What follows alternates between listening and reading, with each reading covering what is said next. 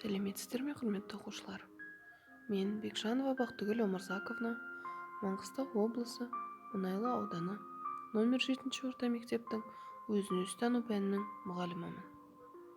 Біз бүгін 4 сыныптың 33 сабағы жер ортақ үйіміз тақырыбында сабағымызды бастаймыз. Сабағымыздың құндылығы сүйіспеншілік, қасиеттері жақсы көру, қамқорлық, бауырмалдық. Сабағымыздың мақсаты оқушыларға жер барлық адамға ортақ екенін түсіндіру, сүйіспеншілік құндылығының мәнін ашу. Оқушыларға туған жерін жақсы көруді үйрету, туған жеріне қамқорлық жасауға қасиеттерін дамыту. Оқушыларды бауырмалдылыққа тәрбиелеу. Ендеше балалар, сабағымызды өзін-өзі тану пәнінің 5 ережесін еске түсіруден бастайық. Талап, тәртіп, татулық, тазалық, тыныштық сақтасақ, сабағымыз ойдағыдай өтеді. Ендеше балалар, тыныс алу жаттығуына назар аударайық. Тыныс алуға зейін қоямыз. Сіздерден аяқ-қолдарыңызды айқастырмай отыруыңызды өтінемін. Біз қазір тыныс алу жаттығуын жасаймыз. Тыныс алуға зейін қойған кезде біз тынығамыз. Ауаны ішке жұту кезінде тыныштық пен қуанышты қабылдаймыз. Демді сыртқа шығарған кезде өзіміздегі мазасыздықты сыртқа шығарамыз. Кәне дайындалайық балалар. Көзімізді жұмамыз, арқамызды тіктейміз, қолдарымды тізеге қоюға болады. Тынысты ішке тартамыз, тынысты сыртқа шығарамыз. Осылай 9-10 рет жаттығу жасаймыз балалар. Ендеше балалар, сабағымыздың дәйек сөзімен танысайық. Менімен бірге қайталап, дәптерлеріңізге жазыңыздар. Бейбітшілік ел ұланы. Тағы да бейбітшілік ел ұланы. Балалар, бұл халық нақыл сөз екен. Балалар, бұл нақыл сөзден қандай ой түйдіңдер? Ендеше балалар, мен сіздерге мұғалім сыйы ретінде достықтың 2 түрі деген видеоролик дайындап келдім. Қараңыздар. Дос болады. Бірі жақсы, бірі жаман. Екеуінің айырмашылығы қандай? Жақсы дос әтір сатушы секілді. Одан әтір сатып аласың, немесе сыйға тартады.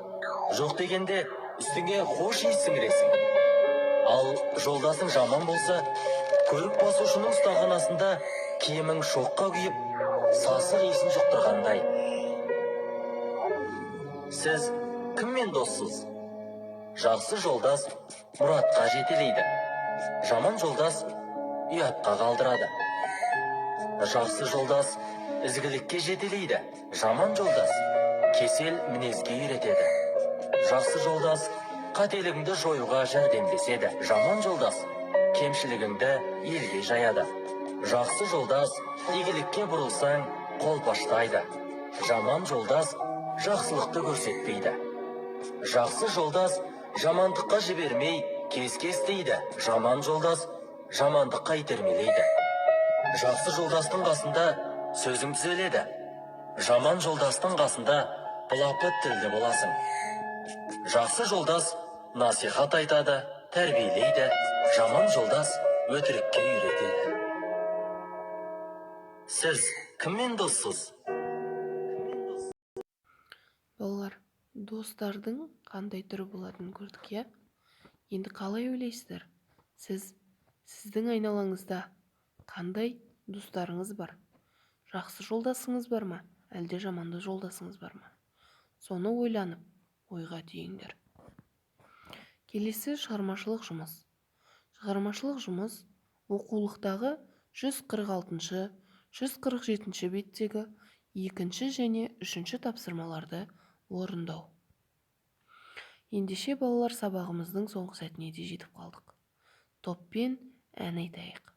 Балалық шақ әні.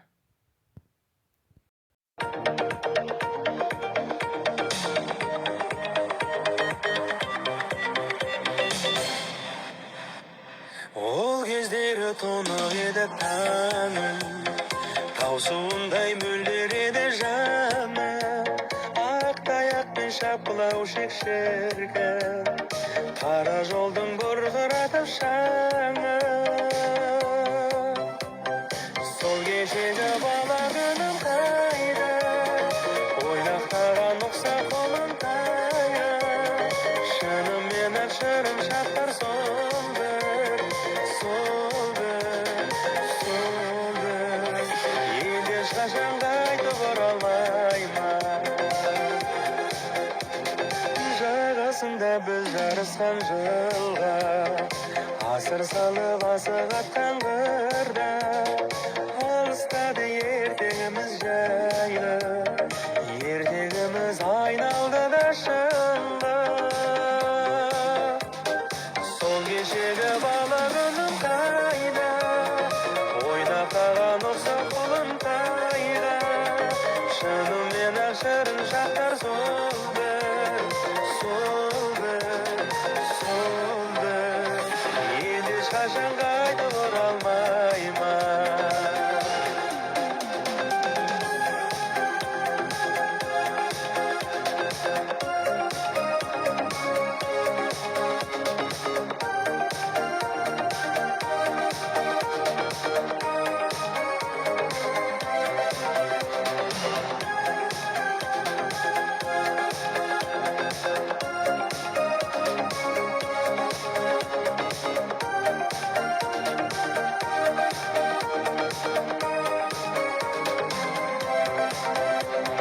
Сол кешегі бала күнім қайда, ойнақтаған ұқсап қолым тайда.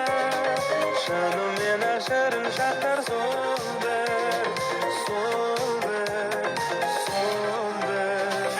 Енді ешқашан қайтып оралмаймын.